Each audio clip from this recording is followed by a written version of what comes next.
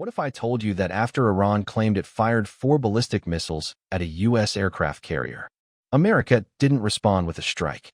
It responded with movement. Because within days of that claim involving the USS Abraham Lincoln, another warship began positioning forward. Not just any ship, the most advanced aircraft carrier ever built, the USS Gerald R. Ford. And when 2 American supercarriers operate in the same region, that's not routine. That's strategy. Iran's Revolutionary Guard announced it had launched 4 ballistic missiles toward the USS Abraham Lincoln. The claim was framed as retaliation amid rising regional tensions. U.S. Central Command quickly responded. No confirmed hits. The carrier remained operational. But in modern geopolitics, perception matters as much as impact. Even a claim of striking a U.S. aircraft carrier shifts the conversation. Because aircraft carriers are not just ships. They are floating airbases, mobile command centers, symbols of American power projection. When ballistic missiles are mentioned in connection with one, global defense analysts pay attention. The USS Abraham Lincoln is a Nimitz-class nuclear-powered aircraft carrier. It carries around 5,000 personnel and over 60 aircraft. F/A, 18 Super Hornets. Electronic warfare jets. Early warning aircraft. It operates inside a carrier strike group, protected by destroyers, cruisers, submarines, and layered missile defense systems. Aegis radar platforms track incoming threats. SM-2 and SM-6 interceptors engage missiles. Close-in weapon systems provide last-line defense. This is one of the most protected military formations on Earth. So if ballistic missiles are fired in its direction, the response isn't emotional. It's calculated. There was no dramatic speech. No televised retaliation. Instead, reports indicated forward positioning of the USS Gerald R. Ford Carrier Strike Group. And that decision speaks volumes. Because deploying the Ford is not routine rotation. It is a signal. The USS Gerald R. Ford represents the next generation of naval warfare. It uses the electromagnetic aircraft launch system, EMALS, instead of traditional steam catapults. That means faster launches, higher sortie rates, more sustained air operations. Its advanced radar systems provide enhanced tracking capability. Its nuclear reactors generate greater electrical power for future weapons systems. This ship was designed for modern threats, including missile-heavy environments. When it deploys near an active tension zone, it changes the strategic balance. Technically, yes. Modern anti-ship ballistic missiles travel at extreme speeds during re-entry.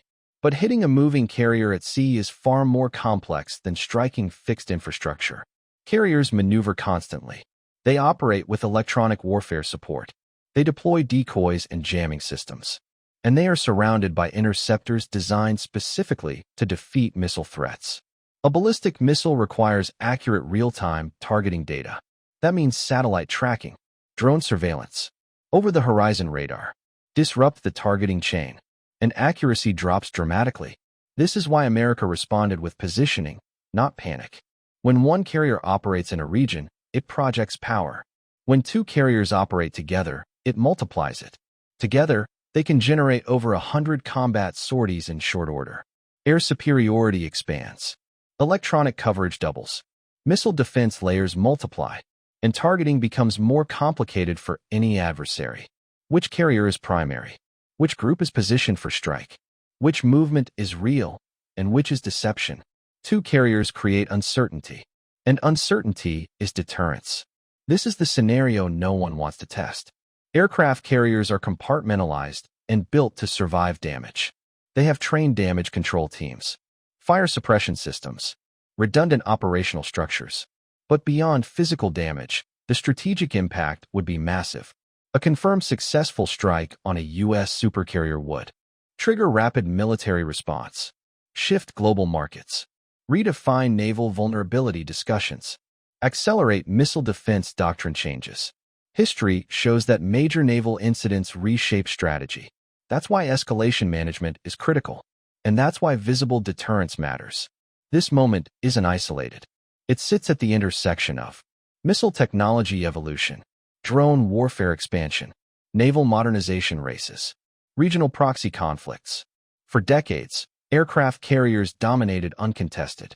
Now, Adversaries invest heavily in anti-access strategies designed to challenge carrier strike groups. This is the modern equation: mobility versus precision missiles, layered defense versus hypersonic speed, deterrence versus escalation.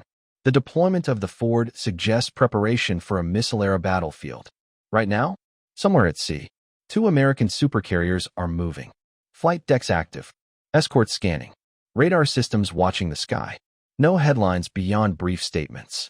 No confirmed impacts. No open conflict. Just readiness. Because in modern naval strategy, sometimes the most powerful action is the one that prevents the missile from ever reaching its target. The ocean remains calm, but the message is clear. Power is positioned, and the world is watching.